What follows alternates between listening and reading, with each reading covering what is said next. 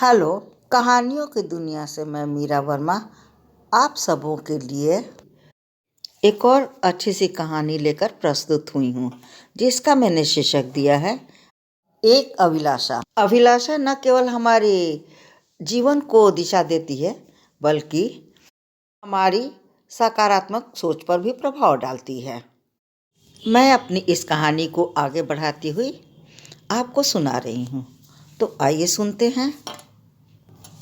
उन्मुक्त हंसी, स्वच्छंद विचारों की धनी, बेबाक होकर बातें करने वाली बिंदु मेरे दिल के बहुत करीब है। वाणी में मधुरता, होठों पर निश्चल हंसी की धनी है वो। उसकी निश्चल हंसी किसी का भी मन मोह लेती। वो और कोई नहीं, मेरी छोटी मौसी की बेटी है। वो हमारे पास हो या न हो, पर हमारी यादें उसने भी संजो कर रखा है और मैंने भी संजो कर रखा है। बिंदु बहुत ही मेहनती और मेधावी छात्रा थी अपने क्लास की। उसके दिल में एक छोटी सी अभिलाषा पनप रही थी, गायकी की। बिंदु अपने पिता की मृत्यु के पश्चात थोड़ी सी निराश सी दिखने लगी थी। निराश थी, पर उत्साहित बहुत थी। हतोत्साहित कभी नहीं हुई। स्कूल में गाने का एक पीरियड होता था, उसमें बिंदु को प्रवेश मिल गया, जिसके कारण स्कूल के प्रोग्राम में वो हमेशा भाग लेती, जिससे उसकी गायकी और निखरती गई। कहते हैं ना, अपने आप पर विश्वास और भरोसा जरूर रखनी चाहिए। बिंदु में एक चीज़ बड़ी अच्छी थी, वो कभी निराशा को अपने पास फटकने नहीं देती थी। उसकी सोच हमेशा सकारात्मक होती थी,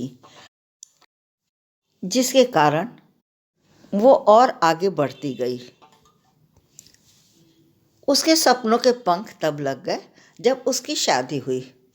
ससुराल वाले सभी संगीत प्रेमी मिले, छुपे सपने उजागर होने लगे। उन्मुक्त हंसी प्यारी सी होठों पर थिरकती रहती। जिंदगी संघर्षशील तो नहीं रहा, पर नई जिम्मेदारी भी तो आती रहती हैं, उन्हें हम नज़रअंदाज तो नहीं कर सकते। संगीत दुनिया कुछ दिनों के लिए धीमी सी पड़ गई थी उसकी, पर धूमिल नहीं हुई थी। कहते हैं ना, कोशिश करने वालों की हार नहीं होती। कोई न कोई मिल ही जाता है। उसे भी एक पहचान वाले मिल गए और टीवी पे आके गाने की पेशकश की, तो वो ना न कर सकी। उसकी दोनों बहनें भी तो गाती थीं। बहनों के साथ उसे और भी आगे ले जाने में मदद की। खुद भी जॉब में थी, तो समय की पाबंदी थी। जब बच्चे बड़े हो गए तो उसके कदम अपने आप अकादमी की ओर बढ़ चले। उसके उत्साह देख सभी अकादमी वाले प्रशंसा किए बिना न रह सके। संगीत की प्रथम, दूसरी और तीसरी परीक्षा तो बिंदु ने पास कर ली, पर चौथे वर्ष में उसे अकादमी छोड़नी पड़ी। इंसान की कुछ ऐसी मजबूरियां हो जाती हैं जिसके सामने झुकना ही पड़ता है। इतने दिनों में वो काफ़ी लोगों से परिचित हो चुकी थी और समय समय पर प्रोग्राम भी दे देती थी। क्लासिकल गाने भी अच्छी तरह गा लेती थी। बिंदु बात व्यवहार में भी काफ़ी कुशल थी। उसकी बातें सिर्फ बेतुकी नहीं होती थीं, बल्कि लोगों को प्रभावित करती थीं। अपनी संगीत की दुनिया को बड़े ही जतन के साथ संजो के रखा है। हम बीच बीच में मिलते रहते थे। पारिवारिक बातचीत के अलावा हम और ज़्यादा अपनी भावनाओं पर बात नहीं कर पाते थे। हम दोनों अपनी अपनी गृहस्थी में इस तरह उलझ पड़े थे कि हमारे पास हमेशा समय का अभाव रहता। हम दोनों एक शहर में भी तो नहीं रहते, पर हम जब भी बात करते अपनत्व लिए हुए बात करते। ऐसा नहीं था कि कुछ हमारे में और बिंदु के बीच में दुराव छिपाव था। बहुत ही ज़्यादा हम आपस में घुले मिले हुए थे। इतने दिनों में हमारे बच्चे भी बड़े हो गए, हमारी जिम्मेदारियां भी कम हो गई। हमारे पास समय का कोई अभाव नहीं था। हमारी बातें फिर से खुलकर होने लगी। दूर हुई भावनाएं फिर से सहेजने लगे। जब हम फ़ोन से बातें करते उसमें उसकी गायकी जरूर शामिल होती थी। जब वो मुझसे गाने को कहते तो मैं सीधे हार मान लेती और कहती, ये मेरा क्षेत्र नहीं, तुम्हारा है, तुम ही संभालो। और कभी एक अच्छी सी भजन, होली के गीत, कुछ क्लासिकल गीत भी बिना सुनाए नहीं रहती।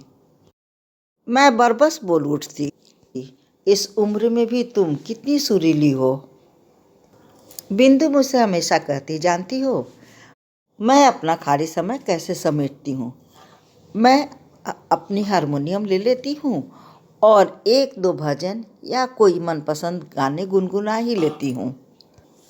बिंदु से बातें करके मन को बड़ा ही सुकून मिलता। ऐसी मुस्कान की धनी प्यारी बहना को कौन अपने से अलग कर सकता है। मैं तो उसे प्यारी बहन ही कहूँगी, क्योंकि इसकी प्यारी बातें मुझे कभी कभी दिल में बस सी जाती थी। बिंदु हमेशा मुझसे कहती, जानती हो मीरा, भावनाएं हमारे लिए बहुत ही महत्वपूर्ण होती हैं। ये हमें उकसाती हैं, तभी तो हम आगे बढ़ते हैं।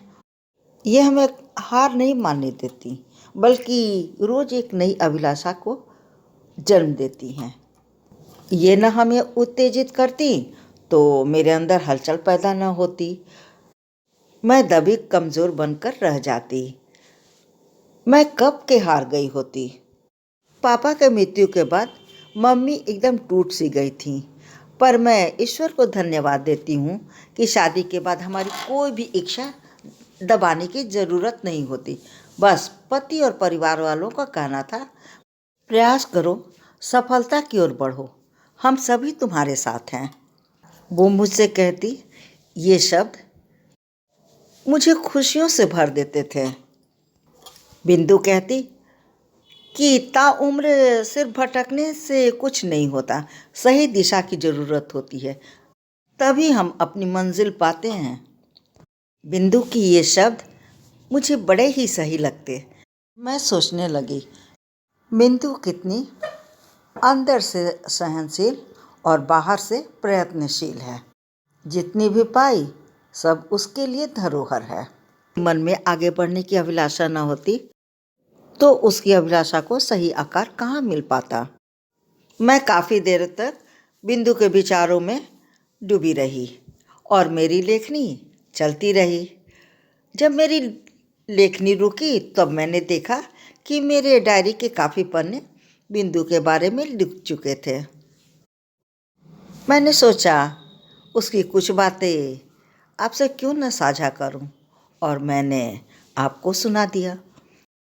अगर बिंदु की ये बातें जो मैंने आपसे शेयर की आपको अच्छी लगी हो तो इस चैनल को लाइक, शेयर और सब्सक्राइब करना ना भूलें। धन्यवाद।